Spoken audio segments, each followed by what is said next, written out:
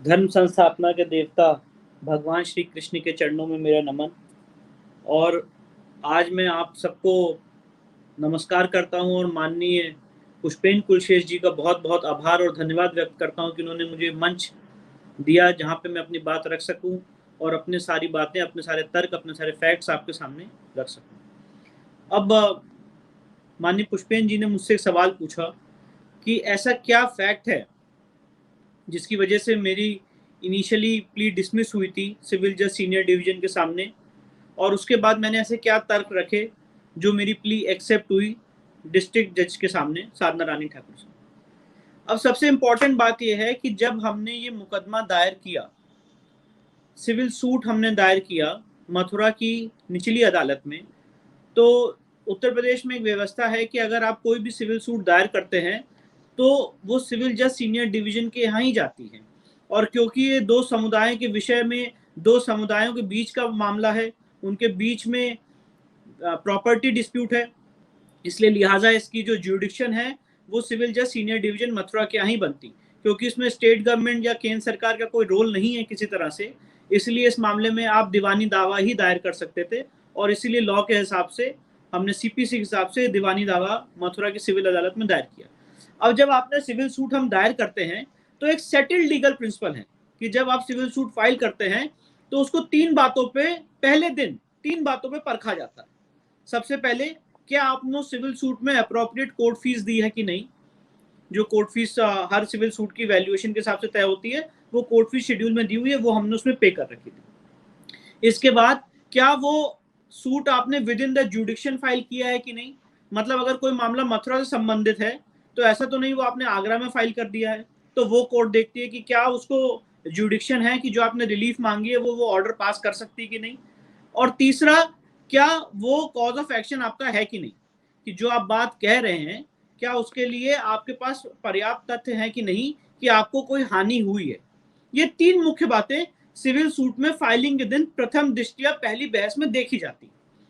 अब आप जान के हैरान हो जाएंगे, और मैं यहाँ पे किसी व्यक्ति विशेष पे या न्यायालय पे टिप्पणी नहीं कर रहा हूं, पर फेयर क्रिटिसिज्म लॉ में हमारा राइट है, और वही बात मैं आपके सामने रखने आया हूं। जब हमने ये सिविल सूट दायर किया तो उस दिन हमें कहा गया कि ठीक है, हम इसको देखेंगे, अध्ययन करेंगे, उसके बाद आपको नेक्स्ट डेट देंगे जब आप आके इसमें अपनी बहस रखिएगा। उस दिन कोई सुनवाई हुई, पर उस दिन उसमें कोई डिटेल्ड ऑर्डर पास नहीं हुआ। जनरली आप सिविल सूट जब दायर करते हैं, किसी भी आप वकील से अक्रॉस द कंट्री पूछ लीजिए, तो civil suit as a matter of practice register होता है, और उसके बाद उसमें आगे इश्यूज फ्रेम होते हैं, अदर साइड को नोटिस समन्स जारी किए जाते हैं, वो आके अपना जवाब रखते हैं, वगैरह वगैरह। इस केस में जब हमने सिविल सूट दायर किया, क्योंकि मीडिया के द्वारा हाइप्ड मैटर था, तो उसको उस समय कोई ऑर्डर पास नहीं किया गया। उसके बाद एक ऑर्डर पास किया गया जिसमें यह लिखा गया कि आप सब लोग, और ये मैं कोर्ट का ऑर्डर बता रहा हूं सिविल जज सीनियर डिवीजन महोदय का, कि आप सब लोग बाहरी हैं, जितने इस केस में जिन्होंने केस फाइल किया है ये मथुरा के रहने वाले नहीं है, तो आप कृपया करके आके एक्सप्लेन करें कि आपको ये दावा दायर करने का हक कैसे है। अब जब हम लोग ने ये ऑर्डर सुना और पढ़ा तो हम लोग शॉक्ड हो गए, क्योंकि लॉ में प्रोविजन ये है कि कोई भी आदमी केस कहीं भी इंडिया की कोर्ट में दायर कर देता है, वो कहीं का भी हो ये मायने नहीं रखता है, वो कहीं का भी हो ये मायने नहीं रखता है, प्रॉपर्टी जहां पे है वहां पे केस दायर होना चाहिए ये मायने रखता है। अगर मथुरा की प्रॉपर्टी का डिस्प्यूट है, मैं मथुरा में केस दायर करूं ये इंपॉर्टेंट है, ना कि मैं दिल्ली से हूं ये इंपॉर्टेंट है। तो हम कोर्ट में गए, हमने इसमें डिटेल्ड रिटन सबमिशन फाइल किया और सुप्रीम कोर्ट के सारे जजमेंट्स दिखाए, ये बताते हुए कि इस केस में स्थिति ये है और इशू ये है कि जो कॉम्प्रोमाइज है 12 अक्टूबर 1968 का, वो फ्रॉड से ऑब्टेन किया गया है, वो गलत है। उसकी डिटेल अभी मैं आपको बताऊंगा कि वो कैसे गलत है, और इसीलिए हमने ये रिलीफ मांगी, हमने कोर्ट फीस दे रखी, हमारा जुडिक्शन है, और ट्रस्ट डीड में भी सारे लोग बाहरी थे, जो सोसाइटी थी उसमें सारे लोग बाहरी हैं, और भगवान जो है वो सबके हैं। तो आप ये नहीं कह सकते कि कोई आदमी दिल्ली में रहता है तो वो अपने भगवान के लिए केस दायर करने मथुरा में क्यों आ। ये सारी बातें हुई। उसके बाद 30 सितंबर को, जिस दिन राम जन्मभूमि के क्रिमिनल ट्रायल का फैसला था, उसी दिन इस मामले को लगाया गया और एक ऑर्डर पास किया गया। और आप ऑर्डर जान के शॉक हो जाएंगे, ऑर्डर में ये लिखा गया कि भक्त को केस फाइल करने का अधिकार नहीं है। अगर किसी भगवान की, सपोज करिए फॉर एग्जाम्पल रामेश्वरम की संपत्ति अगर गलत तरीके से वहां ट्रस्ट ने किसी को दे दी है, तो लॉ ये कहता है, सुप्रीम कोर्ट के 5 जजेस का जजमेंट ये कहता है कि आपको हक है कि आप उसको चैलेंज करें और उसको उस सिविल अदालत में चैलेंज कर सकते हैं। यहाँ सिविल जज ने ये कहा कि you do not have the right to sue, आपको केस दायर करने का हक नहीं है। और जो हमने भगवान को इसमें पार्टी बनाया था, श्री कृष्ण विराजमान, उनको भी कहा आपको भी हक नहीं। जो ये दोनों फाइंडिंग सुप्रीम कोर्ट के जजमेंट की विरुद्ध थी। और इसमें मीडिया ने गलत तरीके से, मैं उन लोगों का नाम नहीं लेना चाहता हूं, पर मैं आपके सामने बहुत स्पष्ट रूप से रखना चाहता हूं कि कुछ लोग जिनके अपने वेस्टेड इंटरेस्ट है, अपने एजेंडा हैं, उन्होंने एक खबर चला दी बिना कोर्ट का ऑर्डर देखे। आप इस बात को नोट करिए, बिना कोर्ट का ऑर्डर देखे खबर चला दी कि ये suit places of worship act 1991 की वजह से डिसमिस हो गया। कोर्ट ने अपने ऑर्डर में नहीं लिखा है कि वो प्लेसेस ऑफ वर्शिप एक्ट की वजह से खारिज कर रहे हैं। कोर्ट ने अपने ऑर्डर में 2 बातें कही कि इनको राइट टू सू नहीं है, और अगर हमने इनको केस दायर करने की अनुमति दी केस दायर करने की, तो सामाजिक और न्यायिक व्यवस्था चरमरा जाएगी। अब इस बात को हमने जिला जज महोदय के सामने चैलेंज किया फर्स्ट अपील में। ये कहा कि केस दायर करने से कभी सामाजिक व्यवस्था चरमराती नहीं है, केस दायर करने से समाज को आवाज मिलती है। एक संवैधानिक सेटअप में हम लोग सीए और एनआरसी की तरह सड़कों पे नहीं उतरे हैं, मीडिया की ओवी और बसेस नहीं चलाई हैं। हम अपना संवैधानिक अधिकार अडॉप्ट करके कोर्ट में आए हैं और अपनी बात कोर्ट में कह रहे हैं। तो कोर्ट में आने से कैसे कोई संवैधानिक व्यवस्था, सामाजिक व्यवस्था चरमरा जाएगी, और कोर्ट में आने से कैसे जुडिशियल व्यवस्था चरमरा जाएगी। अब देखिए आप, ये मैं आपको इसीलिए मैं लाया भी हूं, ये चाहें तो आप इसको देख सकते हैं। ये बुक है 2019 15 स्केल, ठीक है। सुप्रीम कोर्ट का जजमेंट है राम जन्मभूमि के केस में, जो 5 जजेस ने दिया है। और ये पैरा 344, मैं शायद यहाँ पे क्लैरिटी आएगी नहीं आएगी मुझे नहीं पता, पर पैरा 344 आप नोट कर लें। इसमें स्पष्ट रूप से लिखा है कि अगर भगवान की संपत्ति के साथ गलत तरीके से उसका एलिनिएशन हुआ है, अगर ट्रस्ट ने उसको गलत तरीके से या किसी भी व्यक्ति ने भगवान की संपत्ति किसी को दे दी है, तो भगवान को राइट है कोर्ट में आने का, डेटी को राइट है कोर्ट में आने का, वर्शिपर को राइट है कोर्ट में आने का। फॉर एग्जाम्पल, आज राम जन्मभूमि ट्रस्ट बना हुआ है, जैसा हम जानते हैं सुप्रीम कोर्ट के जजमेंट से। अब राम जन्मभूमि ट्रस्ट चाहे कि उस ट्रस्ट की एक भी इंच को किसी को दे दे, तो उनका हक नहीं है, और वो हम और श्री रामलला विराजमान खुद नेक्स्ट फ्रेंड के द्वारा कोर्ट में चैलेंज कर सकते हैं। ये मैं नहीं कह रहा हूं, ये सुप्रीम कोर्ट के 5 जजेस ने कहा है। इसीलिए इस लॉ को दिखाते हुए हमने जिला जज के सामने अपील की, और हमने कहा कि हमारे साथ सबसे बड़ा अन्याय हुआ है, जहां places of worship act in issue नहीं है, जहां उसकी कोई बात नहीं है, और जहां पे फाइंडिंग कोर्ट की लीगल से ज्यादा डिफरेंट फाइंडिंग है, ये कहते हुए कि आप अगर कोर्ट में केस दायर करेंगे तो सामाजिक व्यवस्था चरमरा जाएगी। तो जिसपे जिला जज महोदय ने हमारी अपील स्वीकार की। ट्रस्ट मस्जिद ईदगाह, सुन्नी सेंट्रल वक्फ बोर्ड, श्री राम जन्मभूमि ट्रस्ट, श्री कृष्ण जन्मस्थान सेवा संघ, इन चारों को नोटिस जारी किया है। अब इस मामले की सुनवाई 18 नवंबर को है। मूलतः बेसिकली हमारा केस क्या है, ये केस हमने क्यों दायर किया है? ये केस दायर करने का इंटेंशन ये नहीं है कि हम सामाजिक व्यवस्था को हिलाएं। ये केस दायर करने का ये इंटेंशन नहीं है कि हम समाज में विद्वेष या कोई बुरी भावना पैदा करें। ये केस दायर करने का इंटेंशन ये है कि जो मैं आपको फैक्ट्स बताने जा रहा हूं, अगर आप उस फैक्ट्स को ध्यान से अध्ययन करेंगे तो आपके ज्ञान में आएगा, आपकी नॉलेज में आएगा कि ये सबसे बड़ा फ्रॉड, सबसे बड़ी कॉन्स्पिरेसी भगवान कृष्ण के साथ कुछ लोगों ने की है। अब कुछ बिंदु आपको सामने बताता हूं बहुत शॉर्ट में, और वो ऐसे हैं कि ये जो पूरी संपत्ति थी 13.37 एकड़ लैंड है, जो आज से नहीं हजारों सालों से हिंदू विश्वास करते हैं कि भगवान कृष्ण का जन्म यहीं हुआ, वो यहीं पे अवतरित हुए। कंस का कारागार भी आज भी वहीं पे है, और जब इसकी आगे चल के आर्कियोलॉजिकल सर्वे द्वारा खुदाई होगी तो वो सारी चीजें मिलेंगी। ये हमारा और सारे हिंदू समाज का ये विश्वास है, फेथ है। अब 1669 में, ये डेट बहुत इंपॉर्टेंट है, नोट कर लीजिए, मैंने अपने सूट में इसको लगाई भी है। 1669 में औरंगजेब को ये मंदिर बहुत आंखों में खलती थी, जो राजा वीर सिंह बुंडेला ने 1618 में मंदिर बनवाई थी 33 लाख रुपए की कॉस्ट से। ये ऑन रिकॉर्ड है। जितनी बातें मैं आपको यहाँ पे बोल रहा हूं, कोई बात किसी किताब से पढ़ी हुई नहीं बोल रहा हूं। ये सारी बातें लीगल हिस्ट्री है इस केस की, जो पहले के एफिडेविट्स, जो पहले के हलफनामे, जो पहले के लीगल रिकॉर्ड्स हैं, 10 राउंड ऑफ लिटिगेशन हुआ इस केस में, वहां से बता रहा हूं। 1618 में राजा बीर सिंह बुंदेला ने इस मंदिर को 33 लाख रुपए की कॉस्ट से बनवाया था। उसके पहले भी इस मंदिर को काफी बार गजनवी गौरी द्वारा तोड़ा जा चुका है, लूटा जा चुका है। अंत में 1618 में राजा बीर सिंह बुंदेला ने इसको 33 लाख की कॉस्ट से बनवाया था, उस जमाने की 33 लाख। और ये भव्य मंदिर था जिसकी चमक आगरा से भी दिखती थी।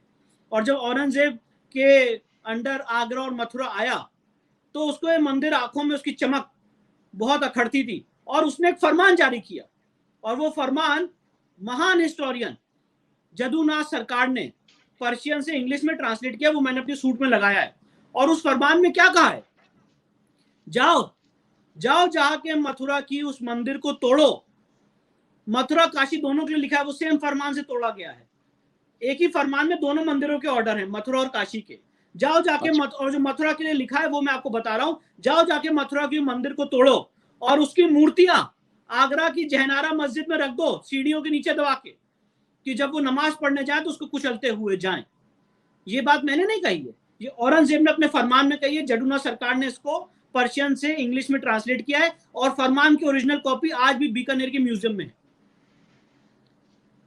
इसके बाद 5 अप्रैल 1770 में मराठाओं ने उस जगह को जीता बैटल ऑफ गोवर्धन में। पूरी संपत्ति मथुरा की नजूल लैंड या मराठा सरकार की, मराठा हुकूमत की घोषित कर दी गई। 1803 में ब्रिटिशर्स आए, ब्रिटिशर्स की हुकूमत होगी ईस्ट इंडिया कंपनी की, क्योंकि ये जगह हमारे लिए बहुत इंपॉर्टेंट थी। 1815 में राजा पटनीमल, जो बनारस के हैं, जो भी बाहरी हैं, राजा पटनीमल ने ये संपत्ति 1815 में ब्रिटिश सरकार से पब्लिक ऑक्शन में बकायदा पैसा देके खरीदी 1815 में। और उसके बाद उनके पास इतनी क्षमता नहीं थी कि वो उसमें भव्य मंदिर बना सकें। उनके लीगल हेयर्स, उनके जो पौत्र हैं राय किशन दास, उन्होंने इसको 8 फरवरी 1944 को बेच दिया। किसको बेच दिया? पंडित मदन मोहन मालवीय जी को बेच दिया कि आप इसमें भव्य मंदिर बनाएं, हमारे पास इतने पैसे नहीं है कि हम यहाँ पे मंदिर बना सकें। तो पंडित मदन मोहन मालवीय उस समय इस देश के सर्वमान्य लीडर थे, और उनको दिया गया कि आप इसका जीर्णोद्धार करें और यहाँ पे एक भव्य मंदिर बनाया जाए। 8 फरवरी 1944 में पंडित जी का निधन हो गया 1946 में, और 1951 में 21 फरवरी 1951, ये डेट्स बहुत इंपॉर्टेंट हैं, 21 फरवरी 1951 को एक ट्रस्ट बना, और उस ट्रस्ट का नाम क्या था? श्री कृष्ण जन्मभूमि ट्रस्ट। और उस ट्रस्ट की ट्रस्ट डीड में लिखा हुआ है कि पंडित मदन मोहन मालवीय जी के सपनों को पूरा करने के लिए, हिंदू जनता की सपनों को पूरा करने के लिए, और लोगों को ये विश्वास है कि भगवान का जन्म यही हुआ, यही स्थान है जहां भगवान अवतरित हुए, यही वो कारागार है जहां भगवान अवतरित हुए, इसलिए यहाँ पे हम भव्य मंदिर का निर्माण करेंगे और लोगों से लोहा लेंगे, लोगों से चंदा लेंगे 13.37 एकड़ लैंड का। अब आप इस चीज को समझिए। और 8 फरवरी 1944 की जो मैंने सेल डीड आपको बताई, ये सेल डीड का पैसा 13,400 रुपए जुगल किशोर बिरला जी ने दिया था राजा पटनीमल के हेयर्स को, क्योंकि उस समय उनके पास कुछ कर्जा था 13,400 रुपए। तो इसीलिए वही कीमत डिसाइड की गई कि उन्होंने कहा हमें इसके लिए कोई पैसा नहीं चाहिए, पर हमारे पर कुछ कर्जा है तो उसको चुकाने के लिए हमें 13,400 रुपए चाहिए, जो जुगल किशोर बिरला जी ने दिया। उसके बाद ये संपत्ति पूरी ट्रस्ट में विहीन हो गई, ट्रस्ट में वेस्ट कर गई। अब इसके बीच में 10 राउंड ऑफ लिटिगेशन हुए हैं। 1875 में 6 सूट फाइल हुए मुस्लिम द्वारा, जो वो हार गए। 1920 में 1920 में, अब ये देखिए ये आज का केस नहीं है और इसीलिए मैं ये लोगों के सामने लाना चाहता हूं। 1920 में इस मामले को लेके केस दायर हुआ मथुरा की दीवानी अदालत में मुसलमानों द्वारा कि यहाँ पे हिंदुओं ने हमारी प्रॉपर्टी जो है वो ले ली है, ये संपत्ति हमारी, जिसमें वो हार गए। फर्स्ट अपील में हार गए, हाई कोर्ट से हार गए 1935 तक। और उसके बाद सबसे इंपॉर्टेंट और सबसे क्रूशियल बात, जब ये सेल डीड हुई 8 फरवरी 1944 को, उसके बाद उन्होंने एक सूट दायर किया कि ये सेल डीड गलत है, इसको रिजेक्ट किया जाए। 1946 में सूट दायर किया और 1953 में वो हार गए। कोर्ट ने कहा नहीं, ये राजा पट्नीमल की स्वामित्व की संपत्ति है, उन्हीं के लीगल हेयर्स की संपत्ति है और इसीलिए ये जो सेल डीड हुई है वैलिड है। और वो वहां पे हार गया। उसके बाद उन्होंने हाई कोर्ट, सुप्रीम कोर्ट में कोई अपील नहीं की, मामला वहीं पे फाइनल हो गया। अब ये पूरा डिस्प्यूट कहां से अराइज हुआ? डिस्प्यूट यहां से अराइज हुआ जब ये ट्रस्ट बन गया तो उस समय की पॉलिटिकल सिनेरियो के हिसाब से इस ट्रस्ट को ओवर पावर कर लिया कांग्रेस के कुछ बड़े दिग्गज नेताओं ने, जिनका नाम अभी मैं आपके सामने आज खुलासा करूंगा, माननीय पुष्पेन जी के सामने, उनके सानिध्य में आज ये खुलासा। जरूर करिए जी। तो 1964 में, जैसे आपको मैंने बताया, 1951 में ट्रस्ट बना, 1958 में ये ट्रस्ट वर्चुअली डिफंक्ट हो गया और वो ज्यादा काम नहीं कर रहा था। और उसी समय एक सोसाइटी का जन्म हुआ और उस सोसाइटी का नाम था श्री कृष्ण जन्मस्थान सेवा संघ। दो बातें प्लीज इसको मार्क करिए, श्री कृष्ण जन्मभूमि ट्रस्ट और श्री कृष्ण जन्मस्थान सेवा संघ दो अलग अलग है। जो प्रॉपर्टी जिनको दी गई वो थी श्री कृष्ण जन्मभूमि ट्रस्ट और ये डिफंक्ट हो गई 1958 में और एक सोसाइटी बन गई जिसका नाम है श्री कृष्ण जन्मस्थान सेवा संघ। अब सेवा संघ ने एक दावा दायर किया 1964 में और ये कहा कि हमारे 13.37 एकड़ में कुछ घोसी समाज, मुस्लिम घोसी समाज के लोग घुस आए हैं, कब्जा कर रहे हैं, इलीगल ऑक्यूपेशन इन्होंने इंक्रोचमेंट कर लिया है, इसलिए इनको हटाया जाए। और 12 अक्टूबर 1968 को उन्होंने ट्रस्ट मस्जिद ईदगाह से एक समझौता किया और उन्होंने कहा कि जितनी प्रॉपर्टी आपने इंक्रोच कर ली है उसके लिए हम कॉम्प्रोमाइज कर रहे हैं, हमें उस पर कोई क्लेम नहीं है।